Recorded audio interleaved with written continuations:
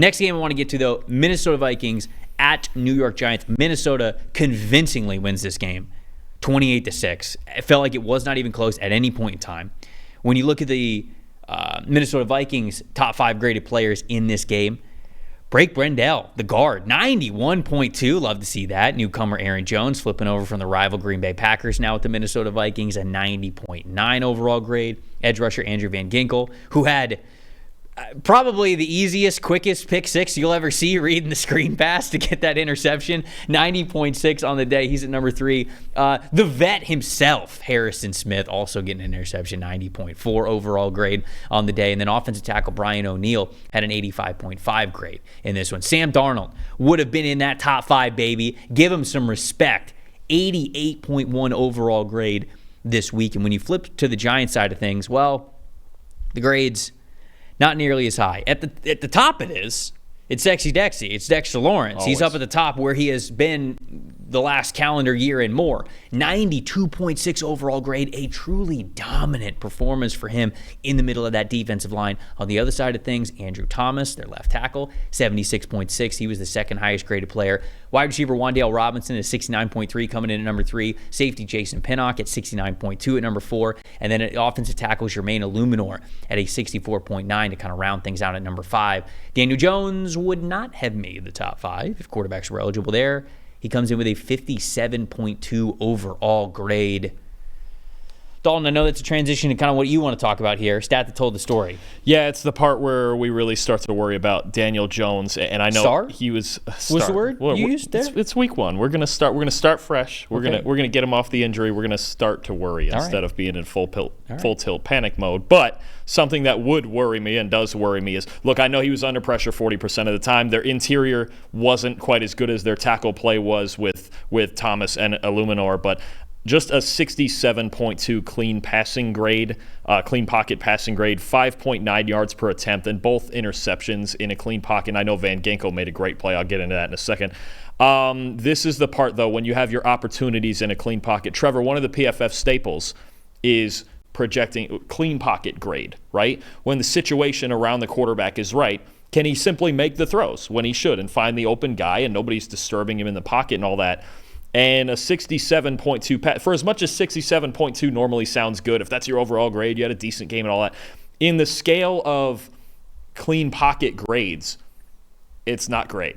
Because usually when you're in a clean pocket, that's when you're shooting for a passing grade in the high 80s or 90s. That's when things are stable. That's when you're not getting hit as you throw. You have a clean platform. You're finding the open guy. You're making your reads.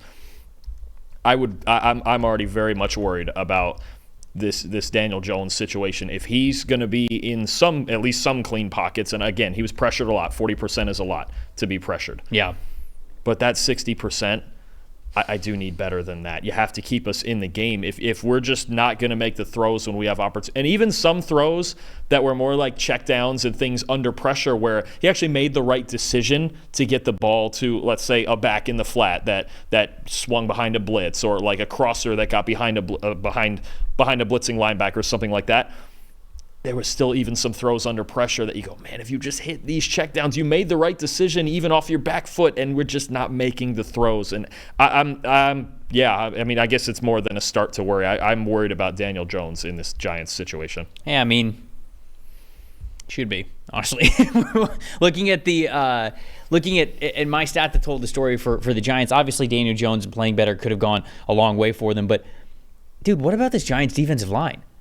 You draft Kayvon Thibodeau really high a couple of years ago. It's a lot of money in there. You trade and you pay Brian Burns. Dexter Lawrence obviously played very well, but the whole what we were talking about all offseason is like, oh, now it's not just Dexter Lawrence. Kayvon Thibodeau is going to really, because he's really going to step it up, because Thibodeau got 11.5 sacks last year, but I went back, and when we were doing the preview show for the Giants, I went back and I watched all 11.5 of those sacks. About half of them were sort of like cleanup pressure sacks, and the other half was a lot of good from him. But the pass rush win percentage for Thibodeau was, I think it was like 6%, 8%, something like that. It's got to be way higher if you're a top-tier edge rusher, especially for one that was as highly touted as he was coming out of the draft. We know what he's capable of. Again, some of those sacks show some flashes of really good pass rush moves. Both him and Brian Burns yesterday. Brian Burns, 5.6% pass rush win percentage. Thibodeau, 5.0 pass rush win percentage. It's just simply got to be better. You have invested too much in both of these guys to put up goose eggs the way that they did yesterday. Now, Minnesota's offensive line is good. I want to make sure that I'm giving them their props. This is one of the better offensive lines the Giants are going to play because I think Minnesota's got one of the better offensive lines in the NFL. In fact, I think that it's pretty underrated when we talk about some of the best offensive lines in the league. So I knew this wasn't going to be a world beater type of a game, but I was certainly hoping that both of these guys would have had a pass rush win percentage above 10. Give me something double digits, 11, 12 even. I would have been like, I would have liked to see it better, but it's fine. They're going up against good offensive line. They got shut down by this offensive line. Dexter Lawrence didn't. He was an absolute monster.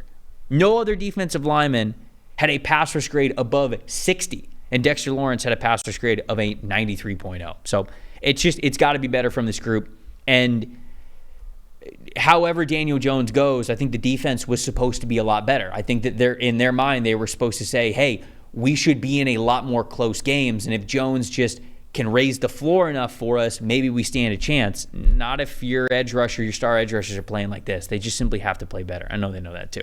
What about your most impressive, most disappointing? Let's get another edge rusher in a new place in Minnesota, and you mentioned him as a top guy in the grades, Andrew Van Ginkel. Look, this is an offseason pickup that was one of the most perfect fits of any free agent in this year's free agent class.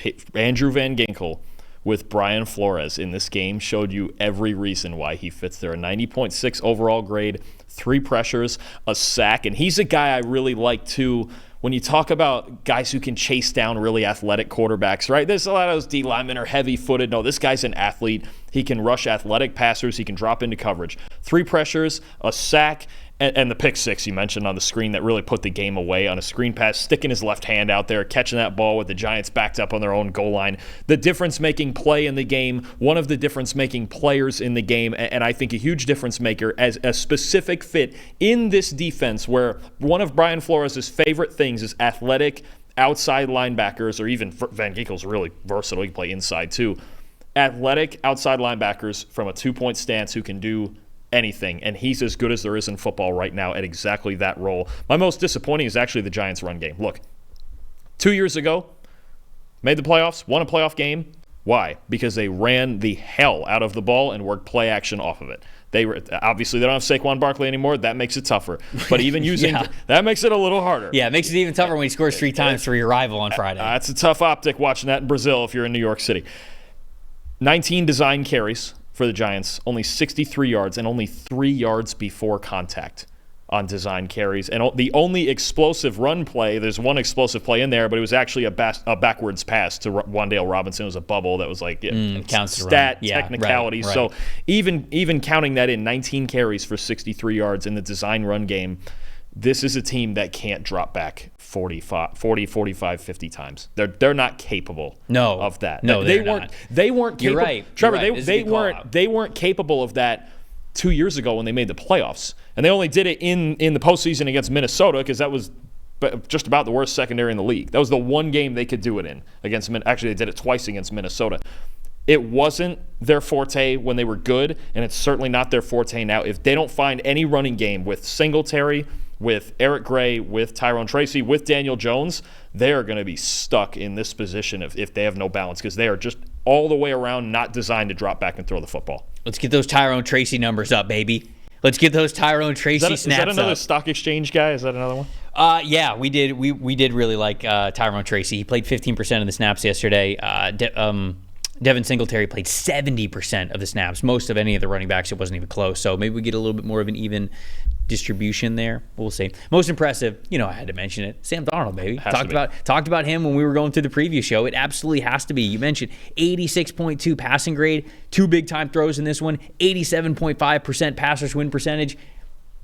Not pass rush win percentage, sorry, completion percentage is what that should say. If he had an 87.5 pass rush win percentage, that would also be impressive and noteworthy. But look, he had a fantastic debut. It was obviously an easier opponent that they're going to play, but shout out to Sam Darnold. He's been a bit of a journeyman, but it felt like this spot in Minnesota was going to be his best work yet in the NFL. Even if J.J. McCarthy would not have gotten hurt, I think that we would have seen Sam Darnold out there in week 1, and I think that we would have seen this performance. So shout out to him. Now we get to see the full season from him, unfortunately, because of J.J. McCarthy's injury, but I think it's a great audition for Darnold, who could be going to another team next year, and we might be talking about it as a starter yet again. Most disappointing, I mentioned Burns and Thibodeau. I don't need to go too much further onto those.